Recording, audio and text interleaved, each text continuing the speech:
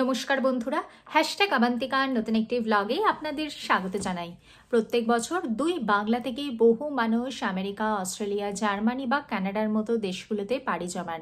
তাদের লক্ষ্য থাকে সেখানে গিয়ে বসবাস স্থাপন করার। কেউ যান উচ্চশিক্ষার জন্য, কেউ বা যান কর্মসূত্রে।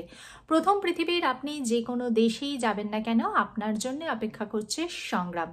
পাশাপাশি আপনি যখন বঙ্গদেশ থেকে সেই সমস্ত উন্নত বিশ্বের দেশগুলোতে গিয়ে পৌঁছাবেন, তখন কিন্তু আপনার চোখে পড়বে এক হিউজ পরিমাণ কালচারাল ডিফারেন্সেস।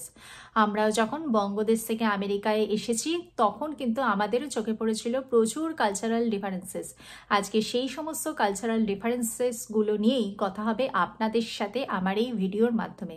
তাহলে চলুন স্কিপ না করে পুরো ভিডিওটা আমার সাথে থাকুন। ভিডিওটি ভালো লাগলে লাইক করবেন, চ্যানেলটিকে সাবস্ক্রাইব করবেন। মার্চ মাসের কোনো এক সন্ধেবেলায় আমরা প্রথম যখন আমেরিকার মাটিতে পা রাখলাম, তখন দেখলাম যে পৃথিবীর অন্য একটি গোলার্ধ। সেখানে দুজন মানুষ একদম অসহায়। প্রথম ক্যাবে উঠলাম, ক্যাব ড্রাইভার আমাদের থেকে ডিমান্ড করলেও তার টিপস লাগবে 15%। প্রথম আমরা তো ভীষণই অবাক, আমরা তো দিতে অভ্যস্ত নই না। আমরা যখন উবেরে উঠেছি আমাদের দেশে, তখন আমরা কজনই বা টিপস দিতে অভ্যস্ত। জানলাম এটা এখানকার কালচার। এর পরবর্তী ক্ষেত্রে যখন আমরা অনলাইনে কিছু অর্ডার করলাম, বা আমরা যখন পার্লারে গেলাম, বা আমরা রেস্টুরেন্টে গেলাম, তখন জানলাম এখানকার টিপ কালচারের কথা। এরপর রাস্তায় বেরোলাম, দেখলাম রাস্তাতে কোনো গাড়ি কোনো গাড়িকে হর্ন দিচ্ছে না। এখানে কোনো গাড়ি কোনো গাড়িকে হর্ন দেওয়ার মানে হচ্ছে সেই গাড়িটা ভুল করছে বা সেই গাড়িটাকে ইনসাল্ট করা হচ্ছে। রাস্তা ক্রস করব বলে রাস্তায় দাঁড়িয়েছি, দেখলাম গাড়িগুলোই আমাদের দিকে থমকে দাঁড়াচ্ছে।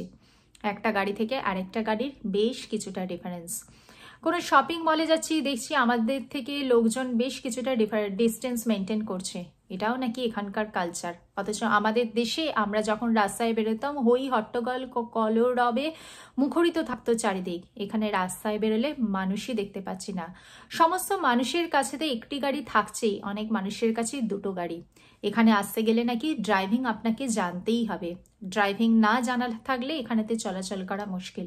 এখানে পাবলিক ট্রান্সপোর্ট ভীষণই অনুন্নত। আপনি যদি নিউ ইয়র্ক বা নিউ জার্সির মতো শহরে থেকে থাকেন, তাহলে আপনি পাবলিক ট্রান্সপোর্টের সুবিধা পাবেন।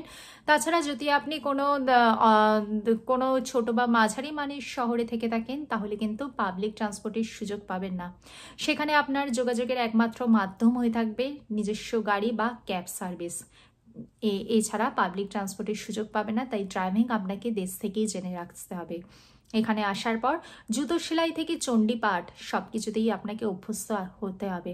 আপনার দেশে আপনার রান্নাটা যখন বাড়ির অন্য কেউ করে দিত, এখানে এসে নিজের রান্নাটা নিজেকে করতে হবে। পাশাপাশি ঘর গৃহস্থালির সমস্ত কাজ আপনাকে করতে হবে। তা সেই জুতো সেলাই থেকে চণ্ডীপাঠ। আপনি আজকে গ্যাস স্টেশনে যাচ্ছেন তেল ভরতে, আপনার গ্যাসটাও আপনাকে নিজেকে ভরতে হবে, গাড়ির হাওয়াটাও এয়ারটাও আপনাকে নিজেকেই চেক করতে হবে। যেগুলো তো আমরা ভাবতেই পারতাম না যখন আমরা বঙ্গদেশে থাকতাম। এখানকার বাচ্চারা ছোট বয়স থেকেই আলাদা তারা ঘুমোয়। তাদেরকে মনিটর করা হয় সিসিটিভি দ্বারা। তারা যখন গাড়িতে বসে, তাদের জন্যে বাচ্চাদের সিট আলাদা করে রাখতে হয়। তারা 18 বছর থেকে তারা আলাদা থাকতে অভ্যস্ত। তারা নিজেদের খরচা নিজেরা চালায়। বিভিন্ন ধরনের পড়াশোনার পাশাপাশি পার্ট টাইম জব করে। আর আমরা আমাদের দেশে পার্ট টাইম জব করতাম কেউ বা শখে, তাদের পকেট মানি চালানোর জন্য।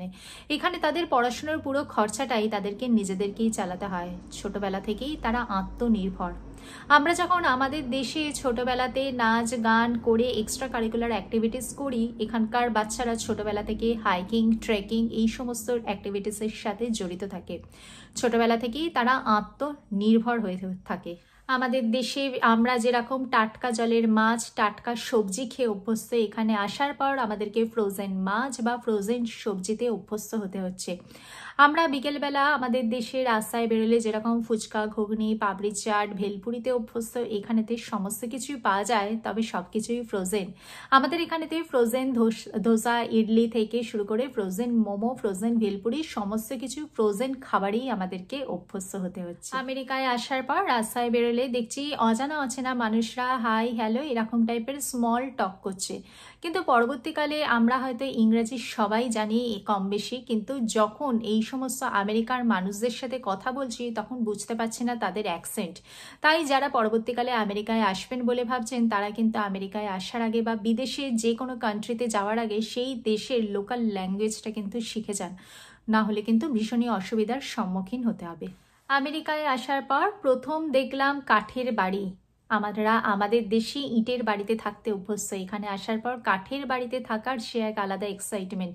কাঠের বাড়িতে থাকার যেমন কিছু সুবিধা রয়েছে সেরকম অসুবিধাও রয়েছে। কাঠের বাড়ি এখানেতে সহজলভ্য, এখানে কাঠ সহজলভ্য, তাই এখানে কাঠের বাড়ির দামও কম হয়ে থাকে। আর যেহেতু ঠান্ডা প্রধান অঞ্চল তাই কাঠের বাড়ি সহজে ঠান্ডা হয় না। এরকম বিভিন্ন কারণ রয়েছে যার জন্য আমেরিকার বাড়িঘর বেশিরভাগই সব কাঠেরই তৈরি হয়। কাঠের বাড়িতে থাকলে যেরকম সুবিধাও প্রচুর, অসুবিধাও কিছু রয়েছে। যেরকম কাঠের বাড়ি সহজে আগুন ধরে যায়, কিন্তু কাঠের বাড়িতে থাকার যে অভিজ্ঞতা সেটা কিন্তু জাস্ট অন্যরকম। আমেরিকায় আসার পর রাস্তায় যখন বেরিয়েছি তখনও কিন্তু বেশ কিছুটা কালচারাল ডিফারেন্সেস আমাদের চোখে পড়েছে। আমরা আমাদের বঙ্গদেশের মানুষজন রাস্তায় যখন হাঁটি তখন লেফট সাইড দিয়ে হাঁটি, কিন্তু আমেরিকায় আসার পর সেইটাই চেঞ্জ করে রাইট সাইড দিয়ে আমাদেরকে হাঁটতে হয়েছে। আমাদের বঙ্গদেশে গাড়িতে ড্রাইভারের সিট থাকে গাড়ির রাইট হ্যান্ড সাইডে, কিন্তু আমেরিকায় আসার পর দেখছি ড্রাইভারের সিট থাকে গাড়ির লেফট হ্যান্ড সাইড। আমেরিকার মানুষজন কিন্তু একদমই সাশ্রয়ী হয় না, তারা যতটা আয় ততটাই পুরোটাই ব্যয় করে থাকে। আমেরিকাতে স্যালারি মাসে 2 বার হয়ে থাকে, আবার কোনো কোনো কোম্পানিতে মাসে কিন্তু 4 বারও স্যালারি হয়ে থাকে। এখানকার মানুষরা ভীষণভাবে ক্রেডিট কার্ডে ব্যবহার করে, ক্রেডিট কার্ডেই তারা সমস্ত কিছু জিনিসপত্র কিনে থাকে। আমেরিকান প্রায় প্রত্যেকটা মানুষেরই কুকুর রয়েছে এবং কুকুরগুলোর মধ্যেও কিন্তু একটা ডিসিপ্লিনের পরিচয় পাওয়া যায়। আর এখানকার মানুষরা তো গান কালচারে ভীষণই বিশ্বাসী, প্রায় প্রত্যেকটা আমেরিকানের বাড়িতেই এখানেতে গান রয়েছে। আর একটি ব্যাপার যেটা ভীষণই আমাদের চোখে পড়েছে সেটি হলো এখানকার ওয়াশরুমগুলোতে ওয়াশ বেসিন দেখতে পাওয়া যায় আর বাথটাব দেখতে পাওয়া যায়। আর আপনাকে কিন্তু টিস্যু পেপার ব্যাপারে অভ্যস্ত হতেই হবে। যদি আপনি বঙ্গদেশের মানুষ হন, যদি আপনার কিছু অসুবিধা হয়ে থাকে তাহলে সেটা কিন্তু আপনাকে অ্যাডজাস্ট করে নিতে হবে। আমাদের বঙ্গদেশে যখন সবুজ ধ্বংস করে উন্নয়ন চলছে, আমেরিকাতে আসার পর দেখছি সবুজ রক্ষা করে উন্নয়ন চলছে। এখানকার মানুষজন কিন্তু পরিবেশ রক্ষার্থে কিন্তু অসম্ভব দায়িত্বশীল, তাই এখানে এত সবুজের ব্যবহার দেখতে পাওয়া যায়। আজকে আপনি পৃথিবীর যে কোনো দেশেই যান না কেন সেখানে গিয়েই কিন্তু আপনার জন্য সংগ্রাম অপেক্ষা করছে, কিন্তু কিছুটা দিন সংগ্রামের পর একটি সুন্দর সোনালী ভবিষ্যৎ আপনি অবশ্যই দেখতে পাবেন। আপনাকে সেই দেশটাকে ভালোবাসতে হবে, সেখানকার কালচারটাকে ভালোবাসতে হবে।